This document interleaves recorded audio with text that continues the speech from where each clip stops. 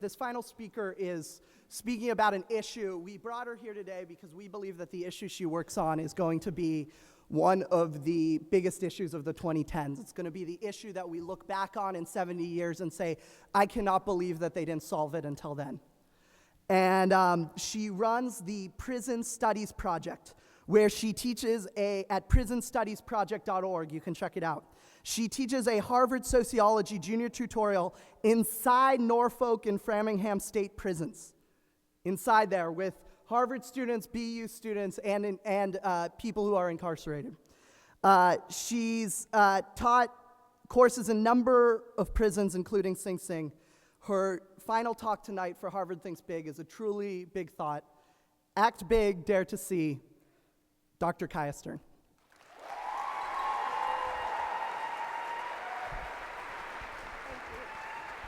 Thank you, and good evening. I am so grateful to be here. Before I focus on acting big and daring to see, I ask that you join me in a brief moment of silence.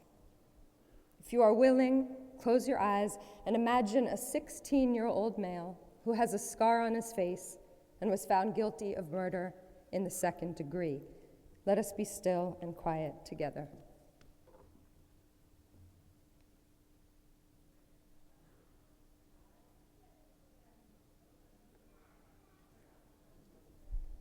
Thank you.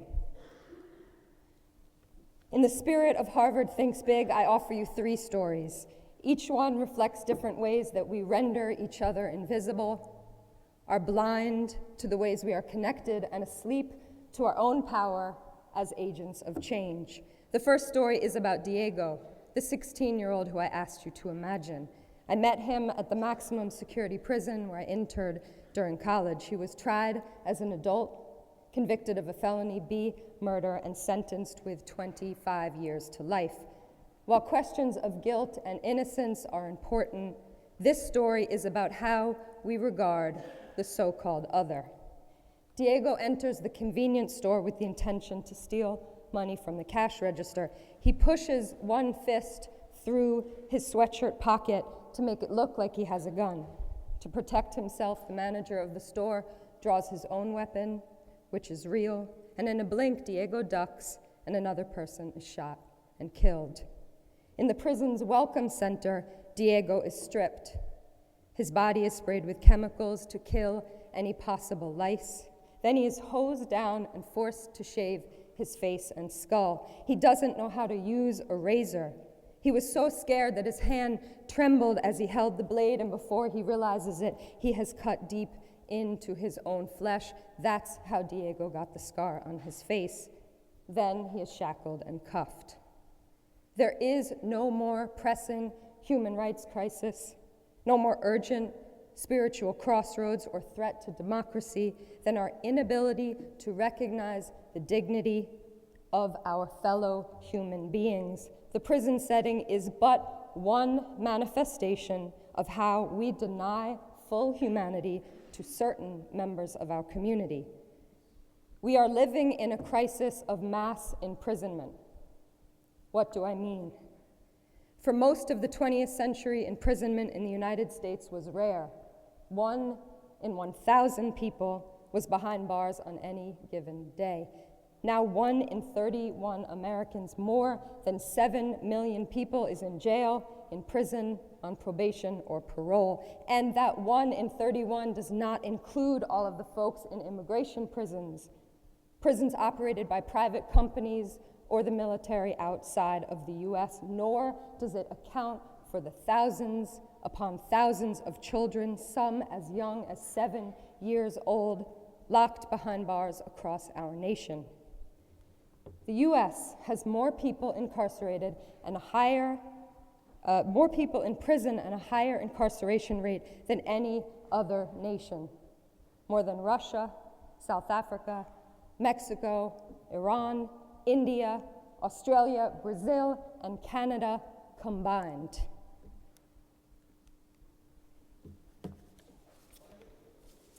Our national affliction to punish constitutes an apartheid that is social, economic, and racial. The vast majority of people are imprisoned for nonviolent, drug-related offenses, have less than a 9th grade formal education, and were born and raised in urban communities of concentrated disadvantage. They enter prison when all other social institutions have failed them. They enter in the name of justice and usually end up with wounds even deeper than visible scars. So what do we do? For as long as we tolerate poverty and live in fear, Americans are complicit in the cycle of crime and punishment. And in order to change the world in which we live, in order to interrupt the cycle, we must understand it. Our hunger to punish is rooted, I believe, in our legacy of traditional religious ideology, an ideology that assumes violence is redemptive and the one who has transgressed is a non-being, as one exiled from God and therefore not fully human or eligible for the rights we automatically grant those we do count human. Theologian Walter Wink's thesis is key to my thinking. We are mesmerized in scripture, global politics, even children's cartoons by the myth that violence will redeem us if we can just destroy the bad guy. Judas, Osama bin Laden, Brutus, we believe that we will be redeemed, safe, and free. Yet a myth that denies dignity and exalts violence betrays the scriptural mandate to align ourselves with those who are suffering. As if theology itself is imprisoned, our crisis reveals profound alienation at every level. Alienation from ourselves, which often creates pathways of addiction and injustice, alienation from community, evidenced in abiding fear of the other, the terrorist, people who are poor, queer, elderly, brown-skinned, mentally ill, not saved, not chosen, and spiritual alienation in which traditional theology is at odds with itself. My second story is more personal and is a kind of confession. For 7 years, I waited tables in New York City restaurants. Simple restaurant ethics, bread and water are to be provided as a matter of course. Each time someone broke the bread I had offered and neglected to see me, each time a person quenched her thirst without looking me in the eyes, I noticed. I noticed because eye contact is an opportunity to face the life before you, to pause and to recognize sanctity. Why do we so often turn away from the other, from ourselves? Why is it so terrifying to see? Research shows that two people rarely gaze into each other's eyes without speech for more than 10 seconds unless one is an infant, they are lovers, or are preparing to fight. To me, theology, or the study of what we call God, makes most sense when it is lived and is as accessible as eye contact. The most common blasphemy is not to see the human being in the eyes before us. Confession. I learned more about humanity serving people than I did in any seminar in graduate school. My third story is about all of us. It is inspired by a piece I heard on NPR about scarcity. How many of you have ever played musical chairs? If so, please raise your hands. Look around, keep your hands up. See how we fill this room. Thank you. Imagine you're a child.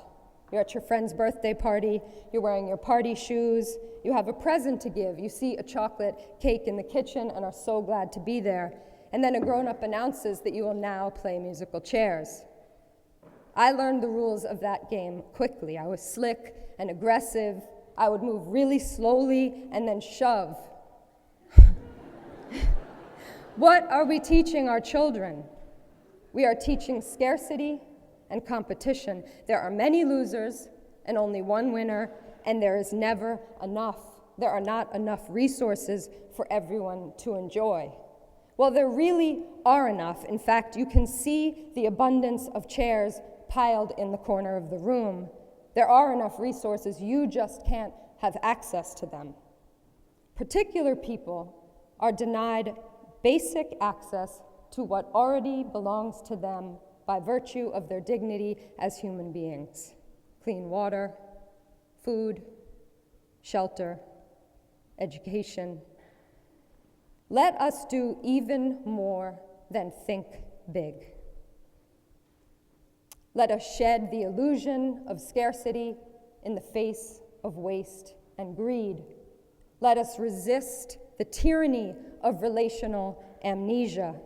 The one in shackles is our kin. The waiter who serves us is our kin. Connect with each other. And BTW, I don't mean texting, I mean eye contact. Biology teaches us that we are profoundly connected when we pay close attention to each other. A little neuroscience plug. Please go home and Google mirror neurons. They are the very mechanism by which we share in each other's lived experience when we dare to see.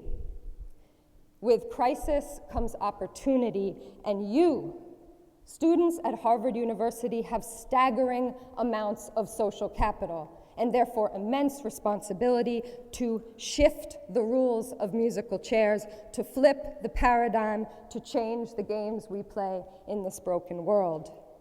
Ella Baker reminds us the struggle is eternal. The tribe carries on. The tribe increases. Somebody else carries on. That somebody is you. So I leave you with 3 questions. As members of the tribe, what will you do to resist injustice born of dehumanization? When someone pours you water, will you look that person in the eyes? And how will you write the rules for a new economy in which you maximize and share your resources? Act big. Thank you so much.